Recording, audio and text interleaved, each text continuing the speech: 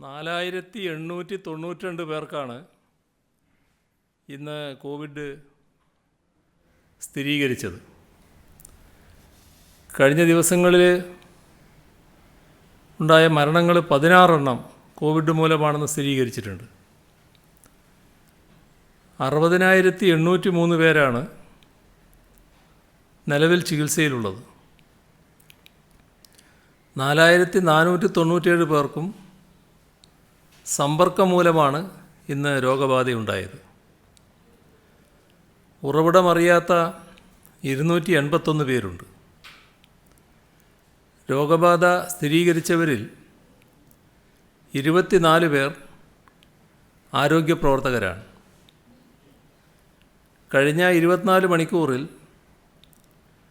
69,953 സാമ്പിളുകളാണ് പരിശോധന നടത്തിയത്. 4,832 പേർ രോഗമുക്തരായി. ഈ തിങ്കളാഴ്ച വന്ന കണക്കനുസരിച്ച് 61,281 പേരാണ് സംസ്ഥാനത്ത് കോവിഡ് ചികിത്സയിലുള്ളത്. 65,414 ആയിരുന്നു ഒരാഴ്ച മുൻപ് ചികിത്സയിലുണ്ടായിരുന്നത്. അപ്പോൾ ഒരാഴ്ച കൊണ്ട് 6.3% കുറവ് കോവിഡ് രോഗികളുടെ എണ്ണത്തിൽ വന്നിട്ടുണ്ട്. കോവിഡ് കുറയുന്ന പ്രവണത കണ്ടുവരുന്നുണ്ട്. അത് ആശ്വാസകരമായ കാര്യമാണ്. രോഗവ്യാപനം കുറക്കുന്നതിൽ വാക്സിനേഷന് പ്രധാന പങ്ക് വഹിക്കാനാവും. ശാസ്ത്രീയ മാനദണ്ഡങ്ങൾ പാലിച്ചുകൊണ്ട് നിർമ്മിച്ച വാക്സിനുകളാണ് വിതരണത്തിനായി നമുക്ക് ലഭിക്കുന്നത്. ഇപ്പോൾ വാക്സിൻ എടുക്കുന്ന കാര്യത്തിൽ ആർക്കും ആശങ്ക ആവശ്യമില്ല.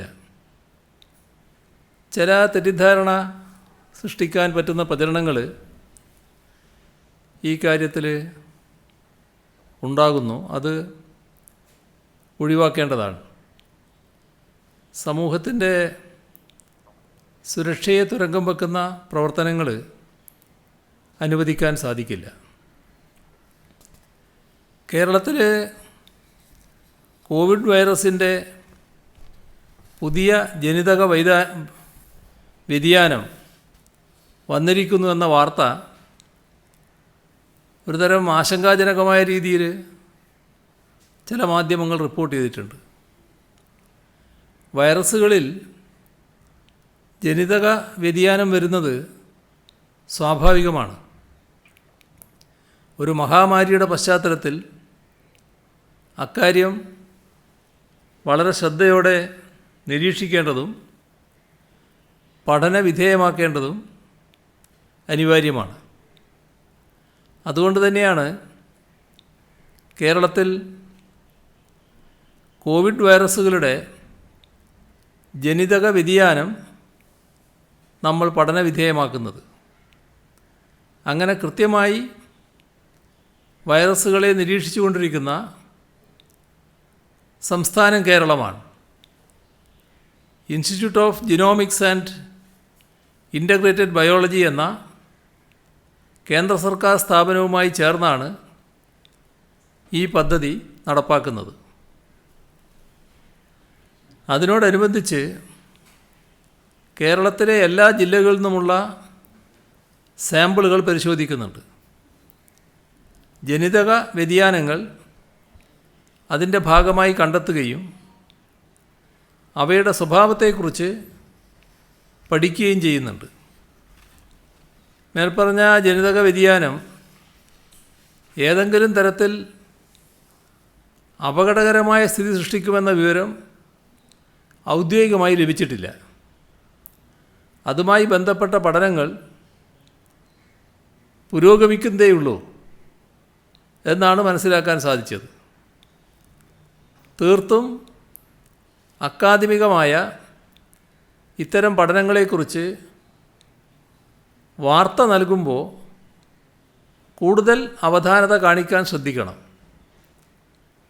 അനാവശ്യമായ ഭീതി പരത്താനല്ല, ശാസ്ത്രീയമായ വിവരങ്ങൾ സാധാരണക്കാർക്ക് മനസ്സിലാകുന്ന രീതിയിൽ നൽകി ബോധവൽക്കരിക്കാനാണ് പൊതുവെ ശ്രമിക്കേണ്ടത്. ഇന്ന് കാലത്ത് മന്ത്രിസഭാ യോഗം ചേർന്നിരുന്നു.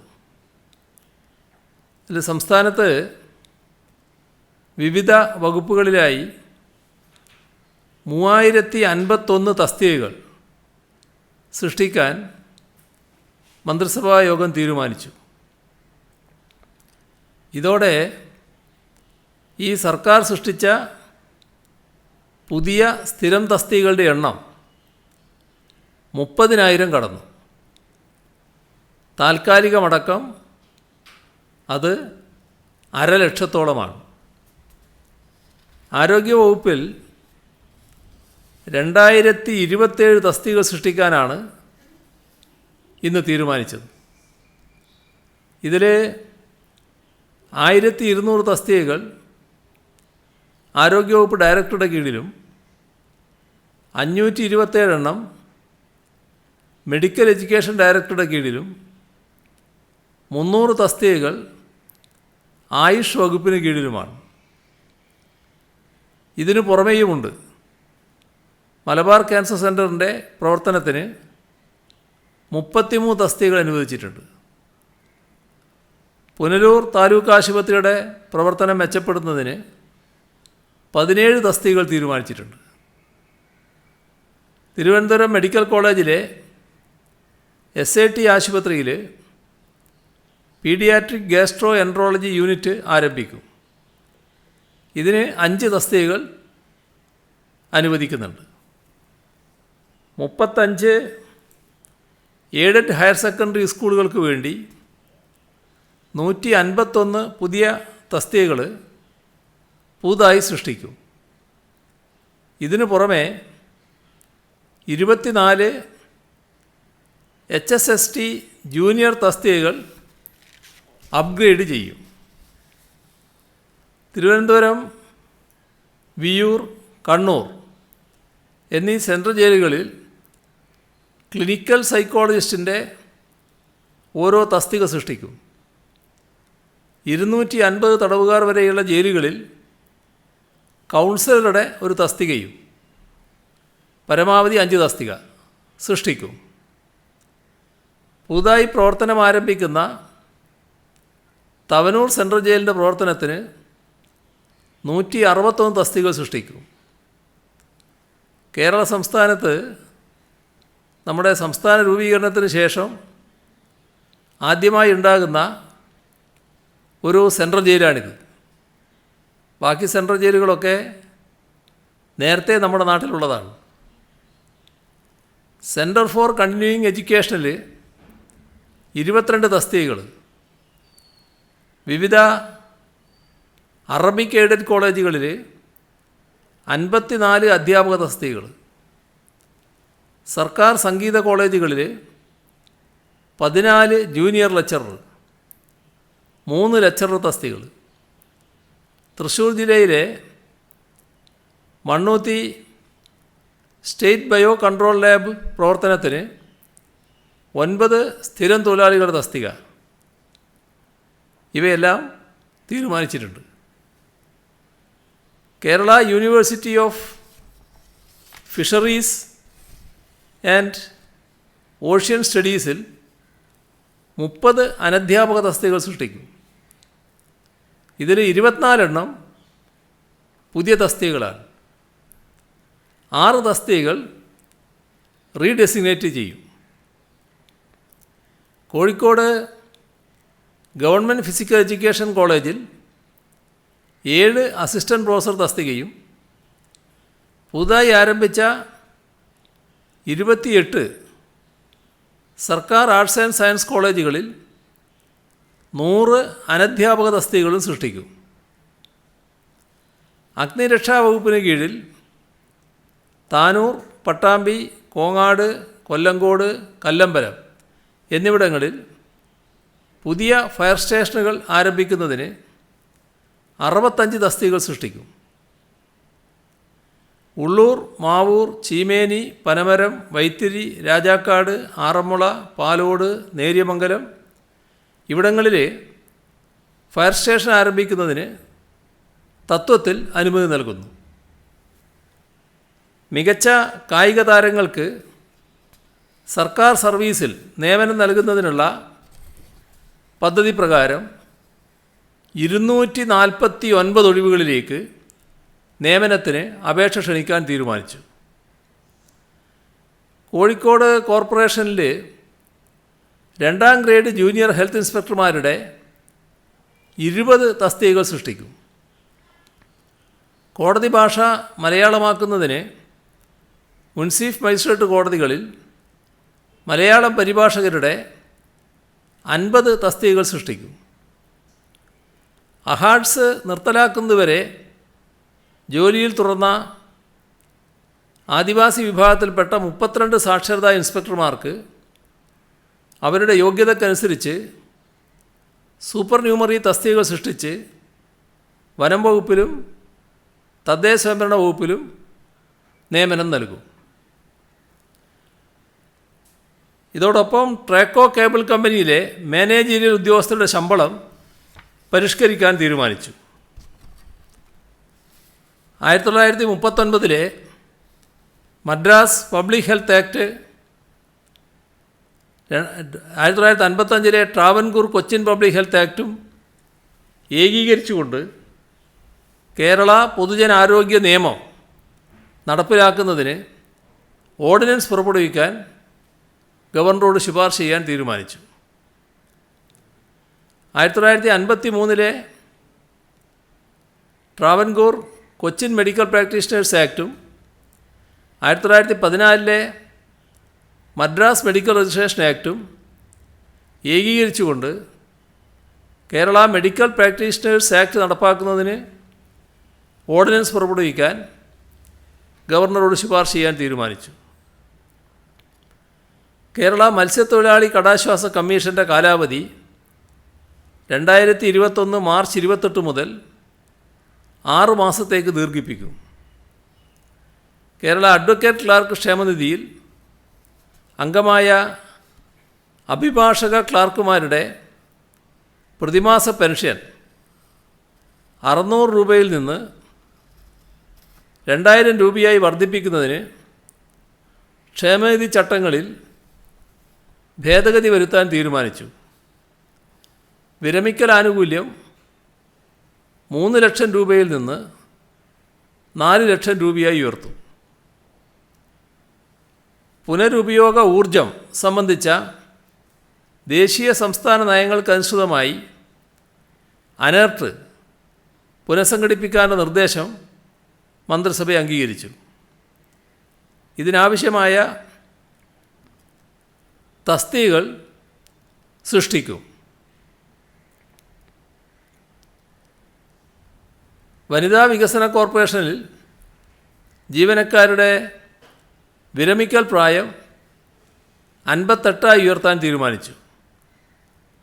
സംസ്ഥാന വികലാംഗക്ഷേമ കോർപ്പറേഷനിൽ ശമ്പള പരിഷ്കരണം നടപ്പാക്കും.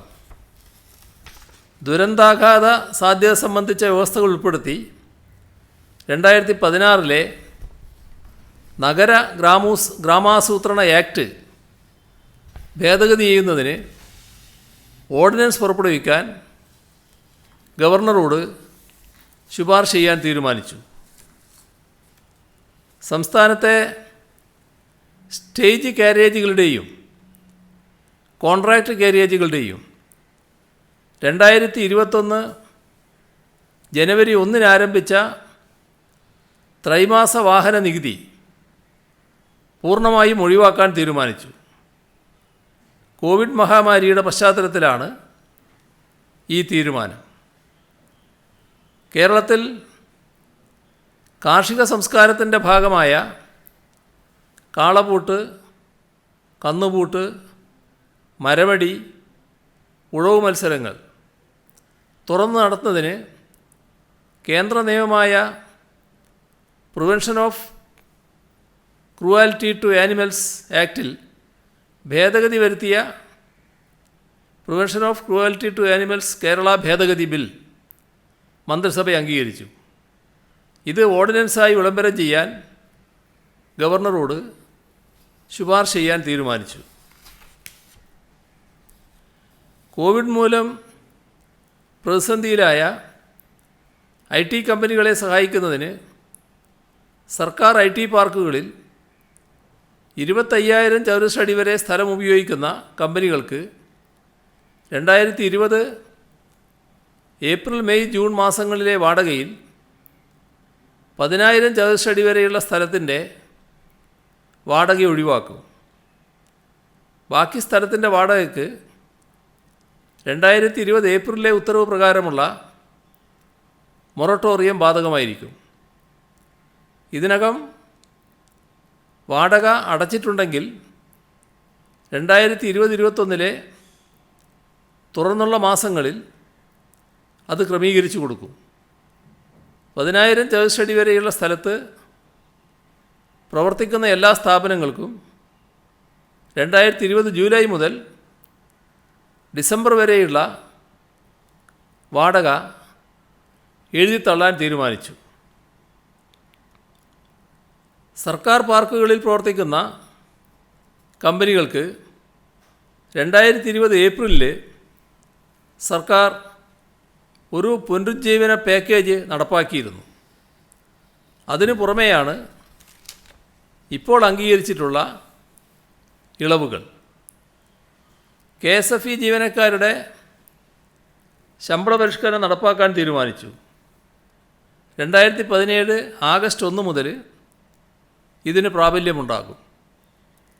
കേന്ദ്ര സർക്കാരിൻ്റെ സ്വച്ഛ് ഭാരത് മിഷൻ പദ്ധതിയുടെ ഗ്രാമീൺ 2ാം ഘട്ടം സംസ്ഥാന വിഹിതം സമയബന്ധിതമായി ലഭിക്കുമെന്ന് ഉറപ്പാക്കി നടപ്പാക്കാൻ തീരുമാനിച്ചു. ലൈഫ് മിഷനിൽ നിർമ്മിച്ച വീടുകൾക്ക് ഇൻഷുറൻസ് പരിരക്ഷ ഉറപ്പാക്കാൻ തീരുമാനിച്ചു.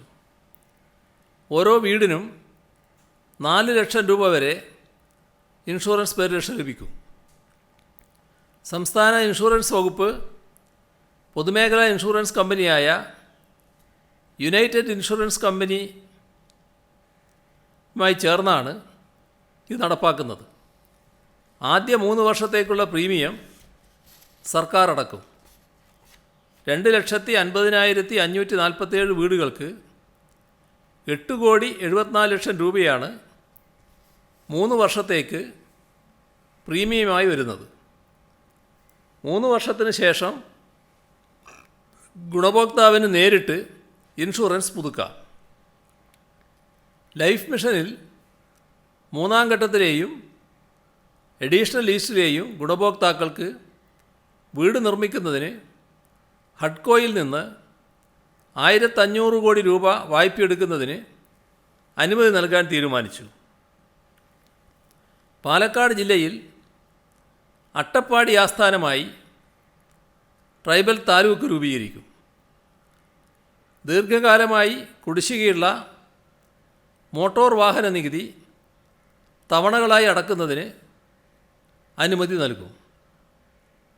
തദ്ദേശഭരണ സ്ഥാപനങ്ങൾക്കുള്ള ഓംബുഡ്സ്മാനായി മുൻ ഹൈക്കോടതി ജഡ്ജി ജസ്റ്റിസ് TS ഗോപിനാഥനെ നിയമിക്കും.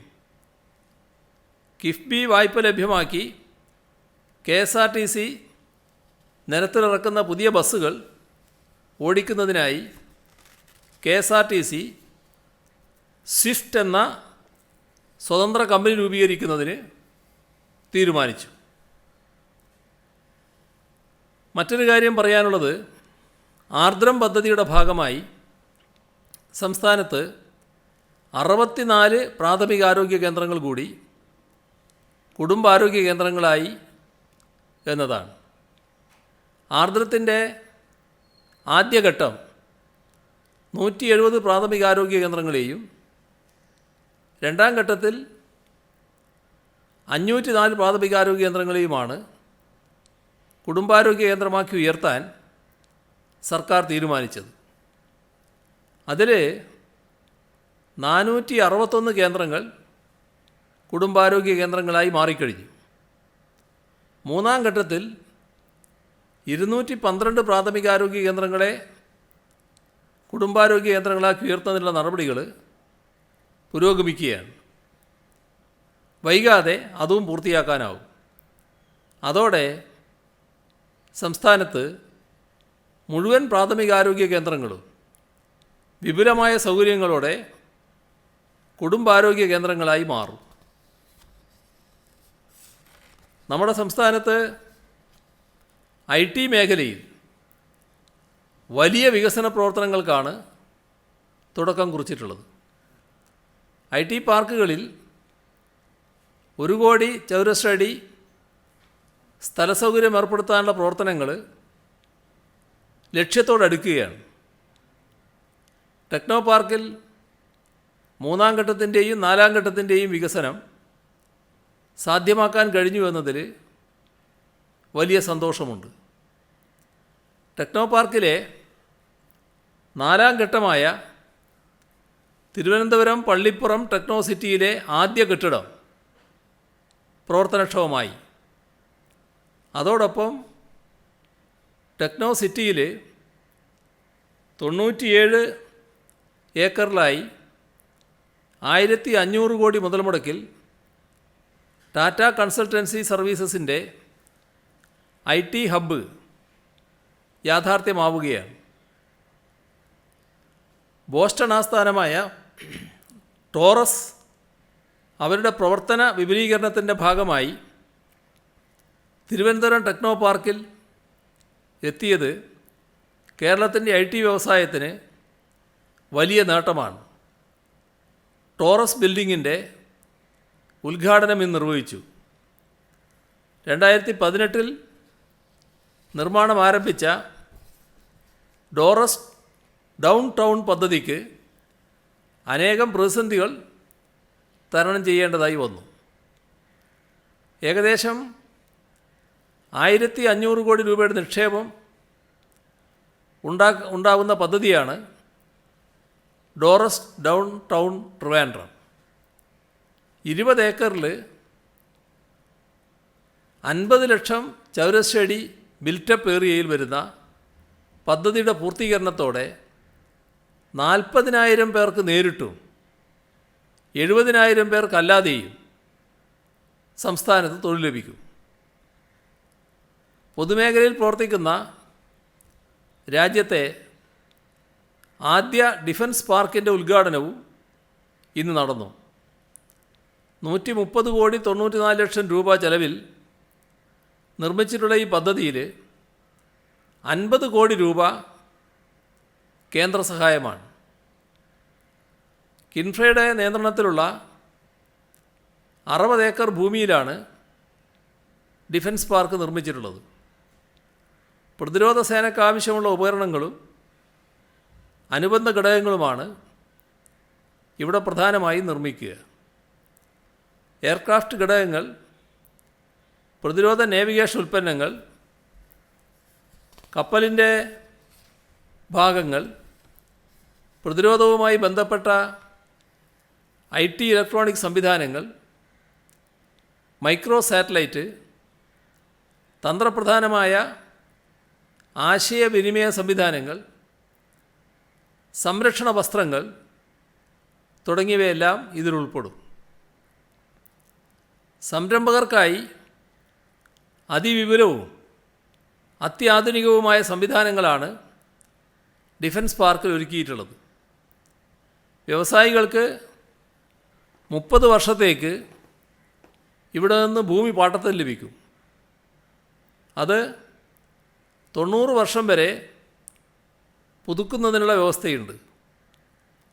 2 ലക്ഷം ചതുരശ്ര അടിയിലുള്ള common facility centre, administrative building, 3 വെയർഹൗസുകൾ, കോമൺ യൂട്ടിലിറ്റി സെൻറ്റർ,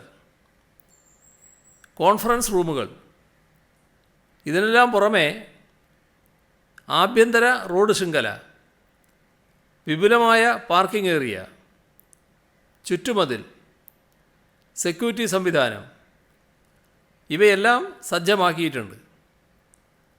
ഇവിടേക്കാവശ്യമായ വിദഗ്ധ തൊഴിലാളികളെ ലഭ്യമാക്കും.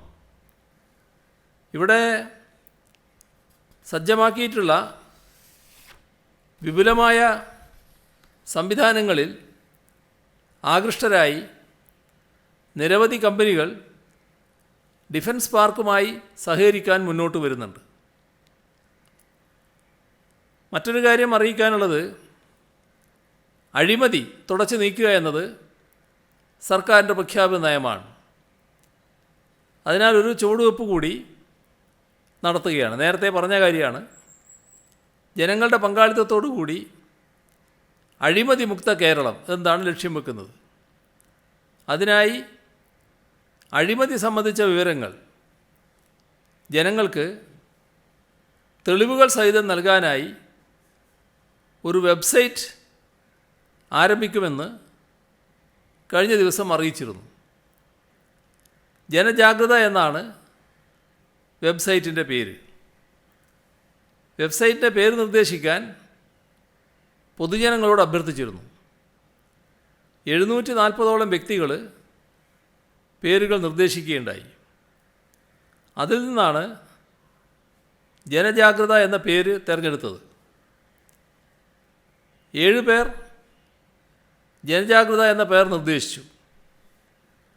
അതിൽ ആദ്യം നിർദ്ദേശിച്ച ആളെയാണ് വിജയിയായി കണ്ടെത്തിയിരിക്കുന്നത്. പൊതുജനങ്ങൾക്ക് വെബ്സൈറ്റ് മുഖാന്തരം അഴിമതി സംബന്ധിച്ച വിവരങ്ങൾ നൽകാവുന്നതാണ്. വെബ്സൈറ്റിൽ എല്ലാ വകുപ്പുകളുടെയും പേരുകളും ഓരോ വകുപ്പിലെയും ഉദ്യോഗസ്ഥന്മാരുടെ വിവരങ്ങളും ഉണ്ടായിരിക്കും.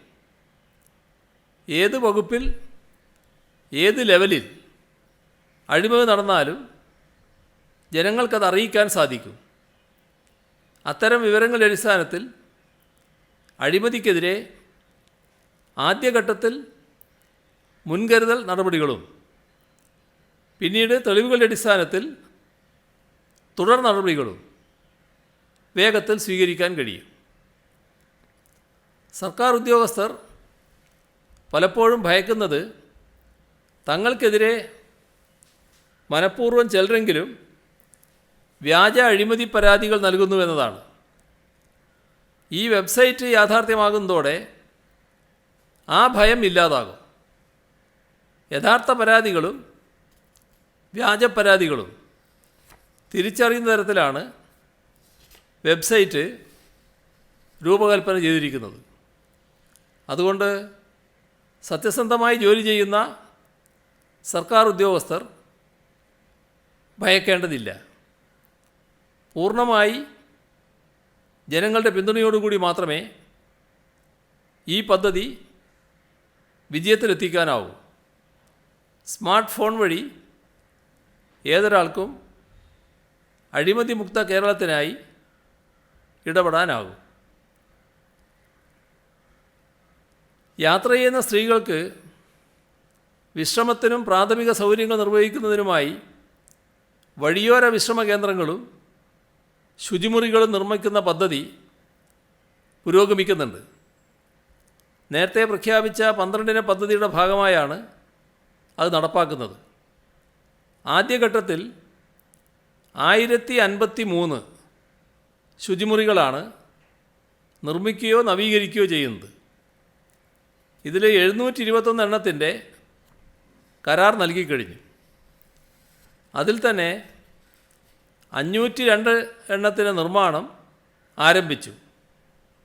50ഓളം ശുചിമുറികൾ പൂർത്തീകരിച്ചിട്ടുമുണ്ട്. KSRTCയിലെ 40 ശുചിമുറികളും നവീകരിക്കുന്നുണ്ട്. തദ്ദേശഭരണ സ്ഥാപനങ്ങളുമായി സഹകരിച്ചാണ് KSRTCയിലെ പദ്ധതി നടപ്പാക്കുന്നത്. ഹിന്ദുസ്ഥാൻ പെട്രോളിയം കമ്പനി കണ്ണൂർ ജില്ലയിലെ ചാലയിൽ വഴിയോര വിശ്രമ കേന്ദ്രം നിർമ്മിക്കുന്നുണ്ട്.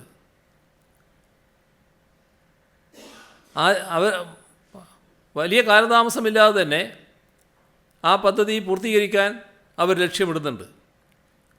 പ്രവാസികൾക്ക് നിക്ഷേപ അവസരത്തിനായി സർക്കാർ സ്ഥാപിച്ച overseas Keralites investment and holding limited എന്ന സ്ഥാപനത്തിൻ്റെ ആദ്യ സംരംഭമായി വഴിയോര വിശ്രമ കേന്ദ്രങ്ങളാണ് തുടങ്ങുന്നത്.